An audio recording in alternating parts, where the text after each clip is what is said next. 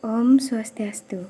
Assalamualaikum warahmatullahi wabarakatuh. Salam namo buddhaya, salam kebajikan bagi kita semua, dan salam harmoni.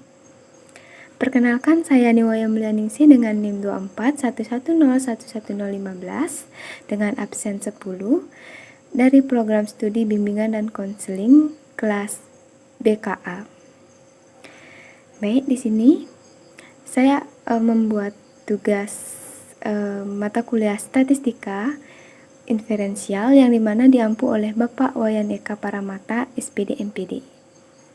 Di sini di dalam penyampaian terkait korelasi dan regresi. Baik, di sini saya akan memaparkannya, menjelaskan terkait beberapa 4 soal yang dimana satunya itu terkait studi kasus. Nah, yang pertama yaitu soalnya jelaskan apa itu korelasi dan regresi. Nah, jadi yang saya ketahui terkait analisis korelasi itu suatu metode statistik yang dimana mengukur atau menentukan seberapa kuat sih metode atau hubungan antara dua variabel tersebut. Nah, sedangkan analisis regresi merupakan suatu metode statistik yang memungkinkan dalam memahami suatu hubungan antara variabel dependen atau respon dengan satu atau lebih variabel independen atau prediktor.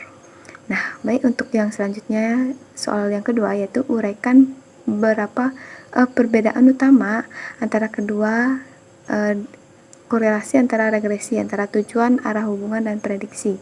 Nah, di perbedaan di dalam tujuan yaitu korelasi itu bertujuan untuk memahami atau mengetahui ada tindaknya hubungan serta seberapa kuat sih hubungan antara dua variabel tanpa memperhatikan sebab dan akibat. Dan sementara regresi itu bertujuan untuk mengetahui pengaruh suatu variabel terhadap variabel lain. Nah, perbedaan selanjutnya yaitu terlihat dari arah hubungan.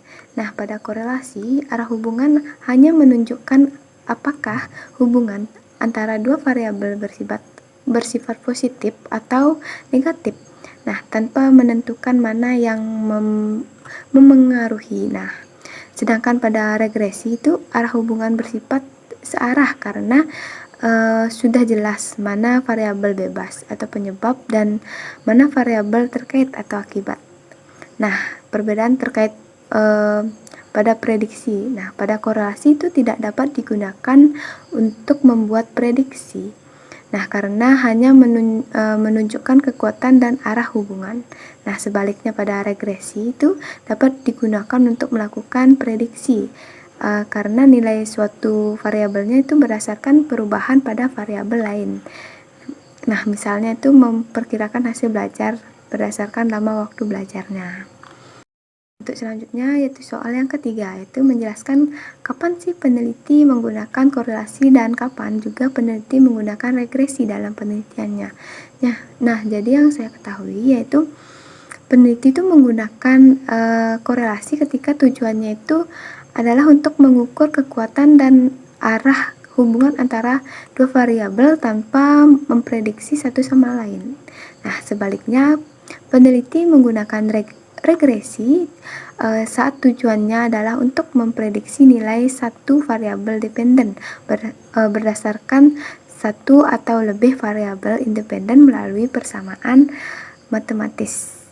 Untuk yang selanjutnya atau yang soal keempat yaitu terkait contoh kasus. Nah, untuk cara mengolah data di sini saya menggunakan aplikasi SPSS. Di sini saya akan menunjukkan caranya. Terdapat contoh kasus. Di sini saya mengambil terkait motivasi belajar dan prestasi belajar dengan data sebagai berikut. Nah, di sini terdapat derajat hubungan yang dimana terdapat interval koefisien dan tingkat hubungan yang dimana nanti akan berpengaruh dengan hasil dari korelasi tersebut. Nah, di sini tingkat hubungannya ada sangat rendah, sedang, kuat, dan sangat kuat. Nah, di sini hasil output dari SPSS terkait hasil data korelasinya yaitu diketahui nilai signifikansi antara dua tailing itu sebesar 0,422 itu lebih besar daripada 0,05. maka tidak terdapat hubungan atau tidak berkorelasi karena maka sehingga dapat disimpulkan bahwa motivasi belajar itu mempunyai hubungan yang rendah terhadap prestasi belajar. Nah, di sini terkait hasil data regresi. Nah, di sini juga Y-nya 6,985 ditambah 0,291X ini.